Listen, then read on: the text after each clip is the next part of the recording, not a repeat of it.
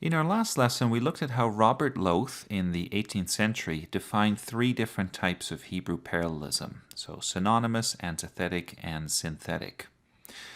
After that, for a long time, people accepted his ideas, although there were some minor objections. And of course, people kept arguing about certain things, such as is there meter in Hebrew poetry? But it wasn't really until the 20th century that people started to contest Lowth's ideas in a major way. And the main example here is from 1981, a book by James Kugel with the title The Idea of Biblical Poetry, and then it also has a subtitle, Parallelism and Its History. And Kugel launched an all-out attack on Lowth's three categories, wanting us to take an entirely different perspective. And we're going to call this the sharpness theory. Okay, so the sharpness theory, and I'll explain in a minute why sharpness is the key term here. I should say at the outset, though, that Kugel goes a little bit too far the other way, perhaps. He's so opposed to Lowth that he does away with certain things entirely, and that's a bit too drastic. But basically, Kugel has two main objections, and these have to do with the notion of whether there is such a thing as poetry in the Bible. So the question of what's the difference between prose and poetry, that's one of his concerns. Ultimately, he argues that parallelism is widespread enough in prose that we can't make a real distinction between prose and poetry. So that's interesting because, as his title suggests, right, is there actually an idea of biblical poetry? Can we create such a category? He's not always so sure. And then the other focus is on this notion of similarity. Similarity. We saw that Lowth's primary category is synonymous parallelism, and of course the term parallelism already suggests a certain similarity if lines actually run parallel. Kugel really wants to dispute this. He thinks that there's way too much focus on the synonymous aspects of parallelism.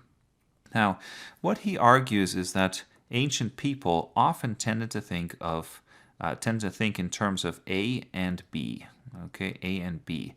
That was just a kind of mental way of categorizing the world. And that's also why we can't just say it's poetic. It's a much broader phenomenon of how people used to think. So that's the first thing he wants to emphasize. It's more than just repetition or emphasis. It's a way of thinking more generally. And then the other part of it is that these two things, B doesn't just repeat A, B is a kind of sharpening. And to understand what we mean by that, Kugel actually wants us to think about the nature of proverbs in the Old Testament. So there's this wonderful proverb about proverbs. This is Proverbs 26, verse 9. And this reads, "Like a thorn bush in a drunkard's hand is a proverb in the mouth of a fool." All right. The notion here is that a proverb, okay, has a certain sharpness. It can prick your conscience. It pricks your conscience. And that sharpness, of course, can harm you as well. If you are a fool and you try to utter a proverb, that's not really going to be particularly successful or a good thing. So that sharpness then pricks your conscience, but it also makes you meditate, okay? So a proverb makes you meditate. And a good example is something like the apple does not fall far from the tree. You probably know that one. To understand that, you have to think about it for a bit. Because, of course, we use it to say something like, you're just like your father or just like your mother. The apple does not fall far from the tree. To make that connection requires a certain amount of smartness, cleverness, right? And that's why perhaps a fool is not somebody who should be using a proverb. So we could add this notion of being smart. You have to be smart and clever. You might have to be sharp, you might say, right? That's another form of sharpness. So the word sharpness then can be understood in different ways. Kugel doesn't always define it exactly, but the notion of sharpness has much more to do with seeing how the lines mean something, and they often mean something in very subtle ways. So the idea of subtle meaning, okay, there we go, subtle meaning is important. We have to tease out the meaning. We got to figure out what it means.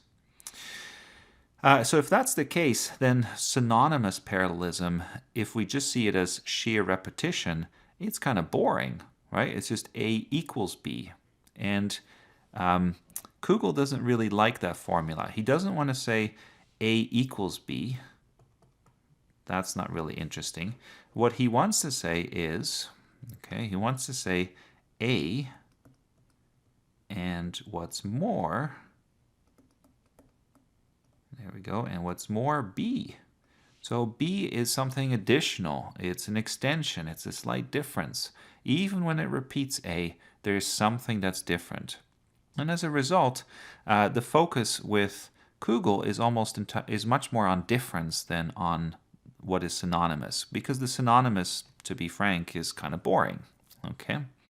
Now, if we look at our second passage here, we can see that passages that seem synonymous also often have these subtle contrasts built in.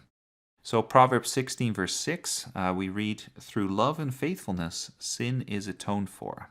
Through the fear of the Lord, evil is avoided." Sounds kind of similar, okay? This is about sin and evil, right? We can see the similarity, so it sounds synonymous. But if we look more closely, we can see quite a contrast as well. Atonement, all right? Atonement is to make up for sins that you have committed. And this is very much looking at the past, so it's looking back. We'll just draw an arrow in reverse here. Whereas avoidance is really about the present and the future. You want to avoid sins moving forward. It's too late to avoid sins in the past. Similarly, love and faithfulness, this refers primarily to the actions that we as human beings take towards our neighbors, right? We love them, we show faithfulness, we're loyal. And so through these things, we can make up for sins committed. The second part, the fear of the Lord, is much more vertical instead of horizontal. We look up to God, and because of our fear, our reverence, we want to avoid evil. This is what Kugel really allows us to see, that there's a sort of complexity to the lines. Even when there's synonymous parallelism, there are subtle differences.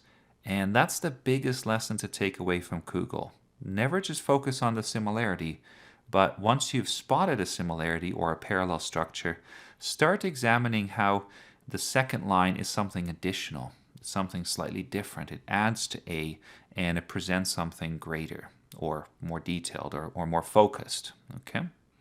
Now, Kugel also adds a historical piece to his argument, and his book is very scholarly, it's very learned. It's one of the more difficult books on Hebrew parallelism, although I think it's one of the best. But this historical perspective allows him to look at how rabbis over the centuries interpreted the Hebrew scriptures. Because he wants to say, if the rabbis who were well versed in Hebrew scripture looked at it in a certain way, maybe we should do something similar. Although he does criticize them for certain things. Now, a little bit of background is important here then. So after the exile in Babylon, when the exiles returned in the 6th century BC, they kept adding to the kind of oral tradition that the Jews had. So they added additional rabbinic texts. They interpreted the Torah, that's the 5 books of Moses. They added further regulations and customs. There was additional law and theology and legend and tradition. And over time this became, this was written down, especially from the 3rd century AD onward. And this tradition is referred to as the Talmud. Okay, so the Talmud is these rabbinic texts that were written down from the 3rd century AD on, and that reflect this later Jewish oral tradition. So that becomes a kind of supplement then to the Hebrew scriptures that are in the Old Testament in terms of the Torah and so on. Now, the act of interpreting both the Talmud and the Hebrew scriptures is referred to as midrash. So, midrash is the interpretation of these Hebrew scriptures, as well as the written down collections of such interpretation. That is what Kugel focuses on. He focuses on midrash, particularly in the Middle Ages, and he wants to see how did rabbis interpret both the Talmud and the Torah and so on. Okay, so that's a little bit of background there. Now we can turn to a couple of passages from Genesis to see what these rabbis tended to say. We're actually going to focus on the second passage first here. This is from Genesis 21, verse 1. It's a prose passage, so that also goes with Kugel's argument that parallelism is everywhere. And we read here, "Now the Lord was gracious to Sarah as he had said." Okay, and we'll just put a break there. "And the Lord did for Sarah what he had promised or spoken." That sounds pretty much like A equals B, right? These two lines are very, very similar. But what rabbis did was they said, well, let's look a couple of verses earlier, Genesis 20, verse 17. And what it says there is that Abraham prayed to God, and God healed Abimelech, his wife, and his female slaves so that they could have children again. So in this case, Abraham was praying, and this prayer led to fertility again. These women could have children. If we allow this verse to affect our interpretation of the second verse here, we might see something slightly different. So where it says, "And the Lord," okay, "did for Sarah what he had promised," we could change this "he," we could change this and turn it into Abraham. Okay, Abraham. And then we'll pick up this word "spoken," and we can think of this as, spoken in prayer. Spoken in prayer. So the second line becomes very different then, because it now says the Lord did for Sarah, right? Gave her fertility. What Abraham had spoken about in prayer in requesting this fertility. That seems like an overly subtle interpretation, but it's typical of the rabbinic tradition in the Middle Ages that they focused on this difference. It makes the lines more sharp, right? It points out how the second line is not just a repetition of the first.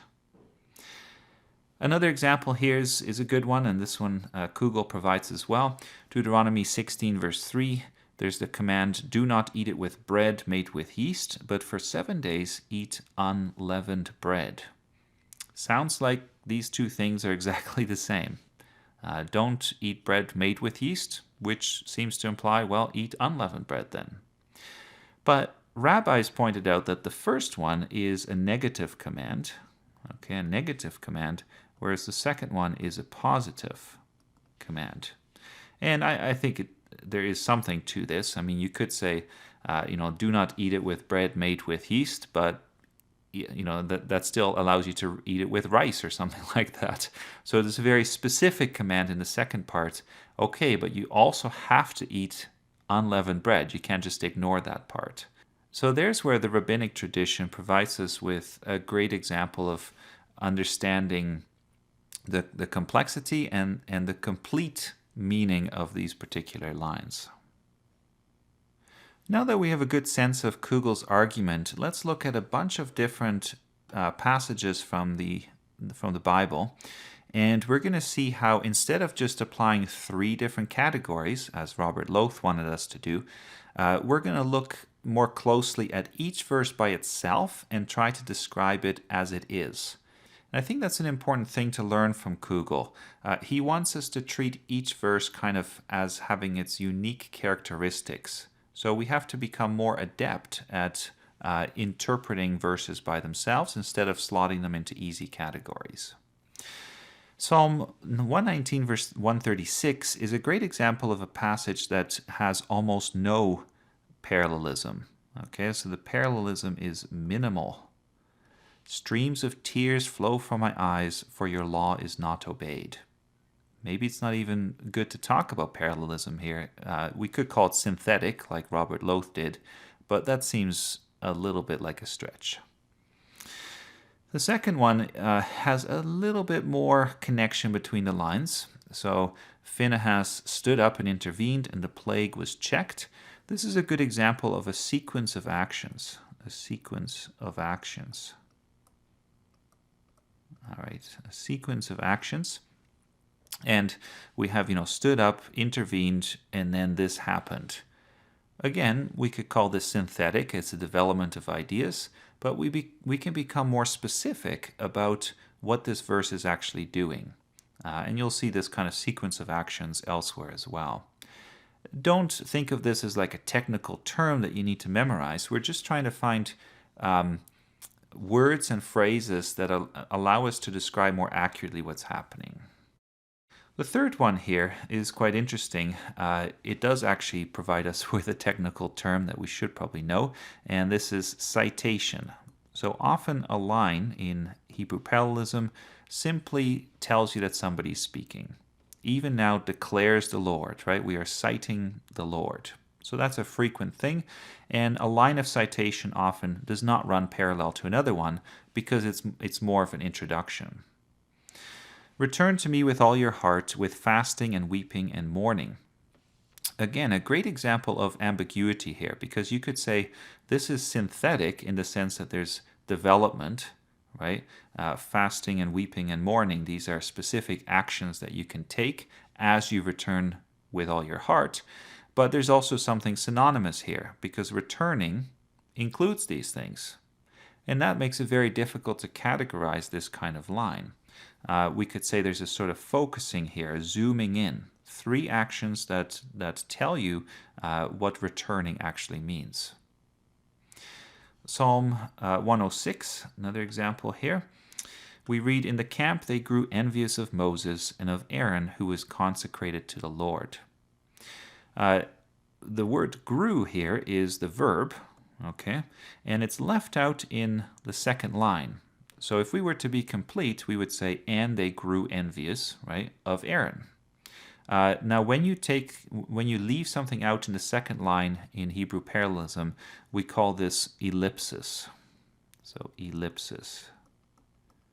And you might know that in grammar, an ellipsis is a ... So an ellipsis in Hebrew parallelism is where something in the first line is left out or implied in the second, and you have to add it in to kind of make sense of it. So that's an interesting feature, but beyond that, we can say the thing that connects these lines is Moses and Aaron, right, the 2 brothers. But beyond that, there's not much of a connection. And the other thing that's surprising is that this who goes back to Aaron, but it doesn't seem to quite go back to Moses. We could say, well, Moses was consecrated too in some way, but the who mostly seems to apply to Aaron. Usually when we have this additional definition, it defines something in the first line, and that's not quite so much the case here. Another example, we're going to have about 7 in total. Let me find the passage back here. Isaiah 53 verse 2. He grew up before him like a tender shoot and like a root out of dry ground. Sounds like the same thing, synonymous parallelism. But if we look at the first line, it says he grew up, so there's a sort of upwards movement, okay? And then the second line, like a root out of dry ground, this focuses our attention on the origin, the root, right? Where did it come from? And that's a great example, again, of how we start with something synonymous and parallel, then we zoom in and we meditate on the lines, like with a proverb. We look at it and it's sharp, right? Makes us think. It pricks us. It allows us to meditate, and we say, "Oh, there's more to the lines." And that feature, I think, is what provides more wisdom to the lines, more poetry as well, because the poetry is not just about repeating something, but it's about bringing out all the subtle types of meaning that could be implied. Micah 5, verse 7 here. We read, "The remnant of Jacob will be in the midst of many peoples, like dew from the Lord, like showers on the grass, which do not wait for anyone or depend on man." As you look at this, the first two lines, okay, are more about development, whereas the second two sets are very much synonymous, right? We can say these are forms of repetition, synonymous. Dew from the Lord, showers on the grass. Do not wait for anyone or depend on man. But of course, altogether, they form a unit as well, which creates its own complexity. And when we look at it more closely, there's definitely a contrast between the remnant, the few, and the many. You could also argue that this contrast comes through in other words further down. So the dew seems to be singular, showers is plural, anyone is a large group, whereas man is a smaller group. Now, some of this is dependent on the translation, obviously, but we can, certainly in English, we can refer to this as morphological parallelism. Morphological. And what morphological refers to is the form of the words. The form of the words. Okay, so singular versus plural, let's say. So again, we can see much more subtlety in this passage. There's contrast even when there are these synonymous aspects to the lines. One more for good measure here. Genesis 9 verse 7. "As for you, be fruitful and increase in number, multiply on the earth and increase upon it." If we use letters to designate the ideas, we start with be fruitful. Okay, we'll call that A. And then the second idea here is increase in number. Okay, so we'll call that B. Then we have multiply, C. Okay, I'll call that C. And finally, we have increase again, so we're going to call this B. This is a good example of a structure that goes A, B, C, B. And Robert Loth had already identified this. He saw this as an example of synonymous parallelism. But now we see it not just as synonymous, but we see it as one among many different types of parallelism, right? And that's the point here, that I've only looked at 7 examples, but you could go on and on and on, and you could see so many different variations on a theme. And the theme is basically A and what's more B. That's all there's to it. A and what's more B. You're going to find it in prose, you're going to find it in poetry, and it's sophisticated, it's complex, and it's beautiful. So to sum up then, Kugel allows us to see the differences much more clearly. He gives us a much more comprehensive and complex way to talk about Hebrew parallelism than Robert Loth did, and for that we should be really thankful. The sharpness theory is a great way to talk about subtle meanings, but we should be careful with Kugel as well, because he goes a little bit too far often. And yes, we can actually make a distinction between poetry and prose. We should do that. So that's one criticism of Kugel that many scholars have made. And then also, we shouldn't just forget about synonymous parallelism as if it doesn't exist and we only need to focus on difference all the time, right? If we look at a passage like Amos 5 verse 24, for instance, it reads, "But let justice roll on like a river, righteousness like a never-failing stream." We might try to find some differences there, but if we shouldn't ignore the fact that this is almost entirely about similarity. This is synonymous parallelism, and there's no need to deny it. So at this point then, we can say we don't have to stop using Robert Loth's 3 types, although his synthetic category is a bit broad. We don't have to stop using Robert Loth's categories, but we do have to become more sophisticated about how we apply them, and we have to be open to looking at each verse as having unique characteristics. That's the biggest lesson to take away from James Kugel.